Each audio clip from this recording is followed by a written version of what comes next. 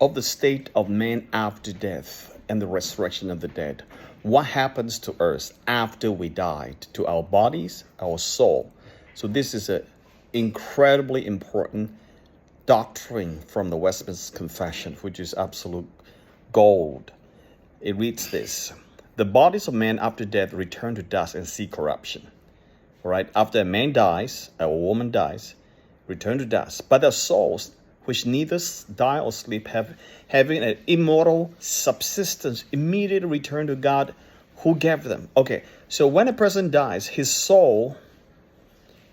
the soul has an immortal subsistence, immediate return to God who gave them. Okay, Luke 23:43. And he said to him, truly I say to you, today you'll be with me in paradise. This is Jesus talking to the thief on his right side on the cross. Jesus said, today you'll be with me in paradise. Today, that's a soul. Ecclesiastes 12:7, and the dust returns to the earth as it was, and the spirit returns to God who gave it. See, soul and spirit return to God. Now the souls of the righteous, being then made perfect in holiness, are received into the highest heavens, where they behold the face of God in light and glory, waiting for the full redemption of the bodies. So Christians who believe in Christ, after they die, the bodies rot in the graveyard. That's true. But the soul depart from the bodies, immediately go and meet with Christ. Okay, you might have heard that there's a lot of testimonies how a person who is supposedly medically dead died, and they come back to life for some, the Lord allow them to come back, or whatever the case may be. They always say that they felt they left their own bodies, and they look down, they can see doctors and families all crying, around his or her body.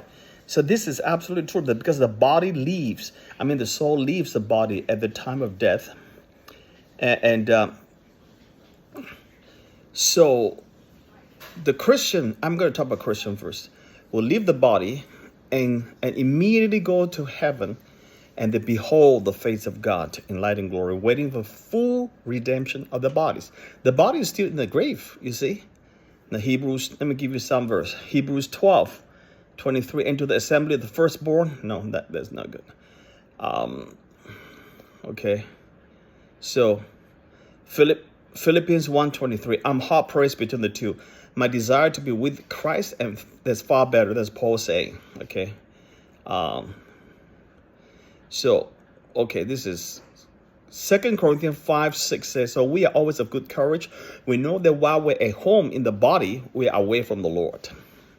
Verse 8, yes, we are of good courage, and we would rather be away from the body and be at home with the Lord. See, that's a soul.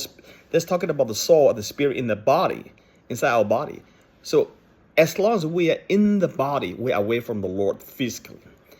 But when we die, our soul and spirit leave our body and at home to be with the Lord. Beautiful, okay?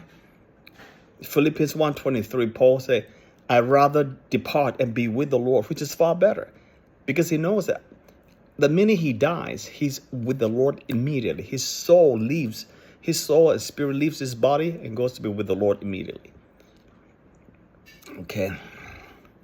So, anymore, let's see. So this is about the Christian believers. What happened to their body? What happened to the soul after they die? Okay, the next video, I'm talking about those people who are wicked, who reject Jesus Christ.